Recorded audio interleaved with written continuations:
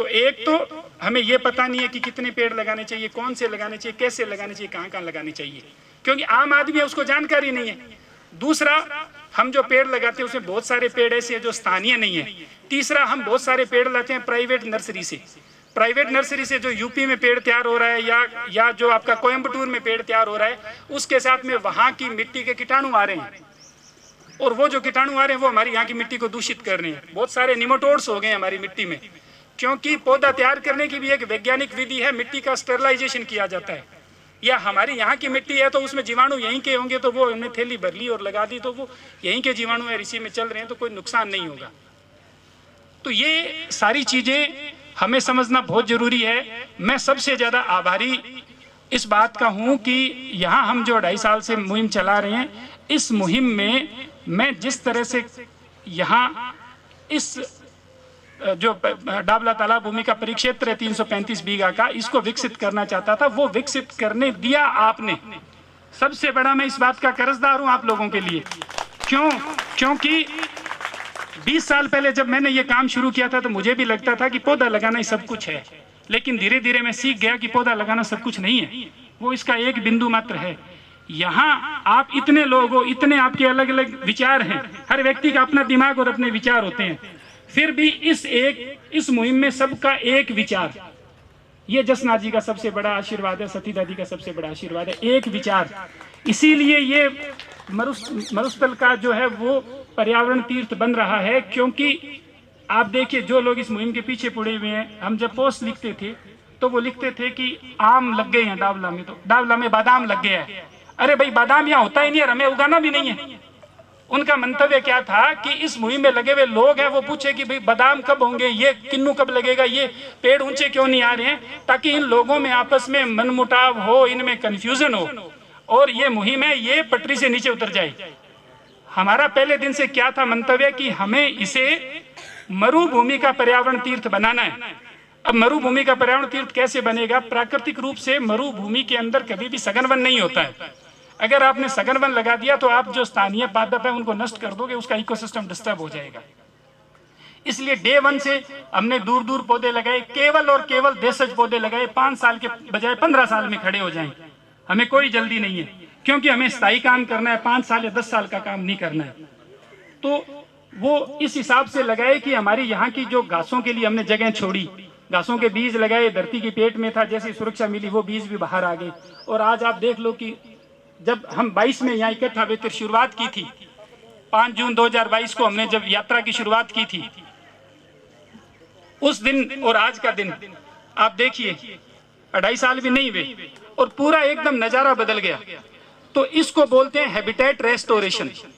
और ये जो हैबिटेट रेस्टोरेशन है ये मैंने नहीं किया है, आपने भी नहीं किया है, ये जसनाथ जी की शिक्षाओं ने किया है।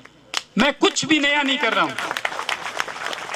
मैं पहले दिन से मेरे मन में सवाल था, पहले दिन से इस बात का सवाल आया कि जसनाथ जी ने जो जो बातें कही, बहुत छोटा सा उनका जीवन काल था, बाल्यकाल निकाल दें तो कुछ ही साल बचते हैं, तो उसमें वो ग्रंथ लिख के तो जा नहीं सकते थे, सूत्र रूप में उन्होंने बातें छोड़ी। उन सूत्रों को कैसे समझे? तो छोटे छोटे सूत्र, हिरण को बचाने का ही क्यों संदेश दिया? क्योंकि वो इस धरती का सबसे बड़ा प्लांटर है, इसलिए उन्होंने संदेश दे दिया कि इसको बचा लेंगे बाद में मेरी बातों को मानने वाले, तो उनकी समस्या 50% अपने आप समाधान हो जाएगी। इसी तरह से उन्होंने जाल लगाया, डेजर्ट की बायोडाइवर्सिटी की लाइफ लाइन है जाल।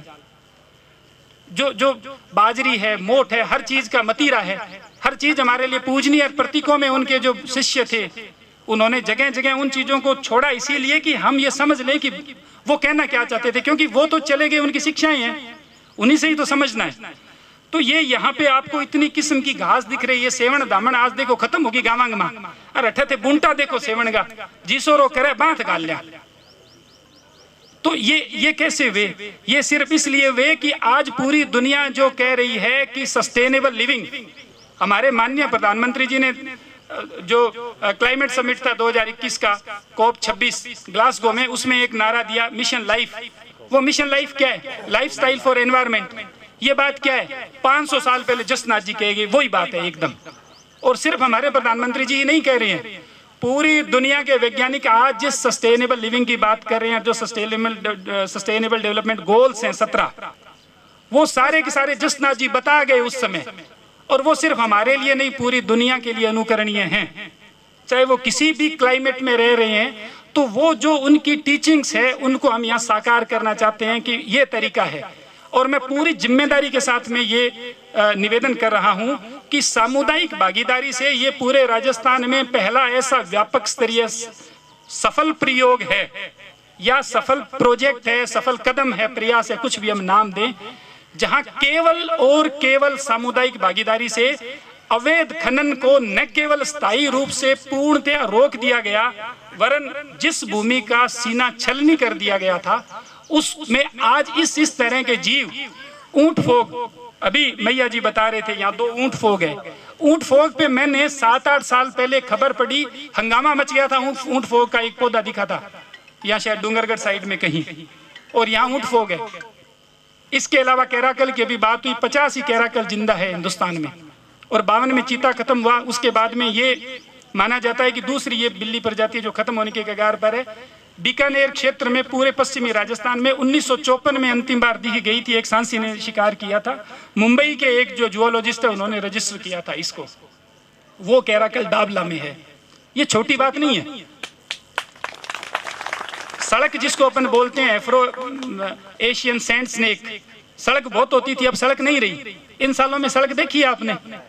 यहाँ सड़क है, और हमने फोटो भी चढ़ाई फेसबुक के ऊपर। और जो हमारे जो बहुत बड़े सर्व विज्ञानी हैं पश्चिमी राजस्थान के, प्रोफेसर प्रताप सिंह, जब मैंने उनको भेजा तो उन्होंने कहा कि यार ये कॉमन फाइंडिंग नहीं है, मैं खुद 30-35 साल बाद इसकी फोटो देख रहा हूँ, और वो सांपों के बीच ही रहते हैं। तो ये सब इसलिए हुआ कि हमने बस सिर्फ जसनाथ जी की जो शिक्षाएं हैं उनका अनुकरण इफ और बट लगाए बिना किया है। तो आपको क्यों बता रहा हूं कि ये समझ लें कि हम पे एक तो ये बहुत बड़ी जिम्मेदारी है जसनाथ जी का अनुयायी होने के नाते। हम जब उनकी शिक्षाओं को जीवन में उतारेंगे तभी दूसरे उतारेंगे। दूसरा, ये बच्चों, आप लोग कल का भविष्य हो। पौधा लगाना महत्वपूर्ण है, लेकिन केवल पौधा लगाने से पार नहीं पड़ेगी। और कुछ गाँव से फोन आता है, बड़ा दुख होता है, कहते हैं सर हमने शमशान भूमि को साफ करके उसमें पौधे लगा दिए। पूछता हूँ क्या साफ किया? कि कुछ केर उगे हुए थे काट दिए, कुछ फोक था काट दिया। मैं कहता हूँ सत्यानाश कर दिया आपने। ये जो पेड़ लगाए हैं 7 जन्म में ये उतना पर्यावरण का भरपाई फायदा नहीं कर सकते जितना बड़ा नुकसान कर दिया। कि एक केर अपने आप में एक इकोसिस्टम है पूरा का पूरा। और ये जो आप ग्रास देख रहे हैं, आज आप लिख के ले लीजिए, यहाँ लापड़ी है, कुछ सालों बाद लापड़ी खत्म हो जाएगी। जैसे जैसे सेवन और धामण होगी, ये मिट्टी की तासीर अपने आप जैसे जैसे सॉइल फर्टाइल होती है रिप्लेस कर देती है एक ग्रास दूसरी ग्रास को। ये नेचर का अपना सिस्टम है। और ये जो यहाँ बीज इकट्ठा हो रहे हैं, आने वाले सालों में ये बीज बैंक बनेगा। इस बार फॉरेस्ट डिपार्टमेंट को 1 ग्राम सेवन का बीज नहीं मिला, मुझे भी नहीं मिला, कहीं नहीं मिला। आने वाले टाइम में खत्म हो रही है ये घासें, इनका संरक्षण होगा, यहाँ से ये बीज जाएंगे। हमारी जनपौधशाला इसको हम और व्यापक स्वरूप देंगे। 11 जो तलाइयाँ बनाई है वो इसलिए बनाई है कि यहाँ वन्य जीवों के लिए पानी हम सस्टेन करना, उनको जो है पानी इतना जरूरत थी कि हम उनको पिला नहीं पा रहे थे। तो ये सब मुहिम हमारी जो हुई है इसको हम और कारगर करेंगे। आज हम अभी शब्द के बाद में सीधा पौधारोपण के लिए चलेंगे और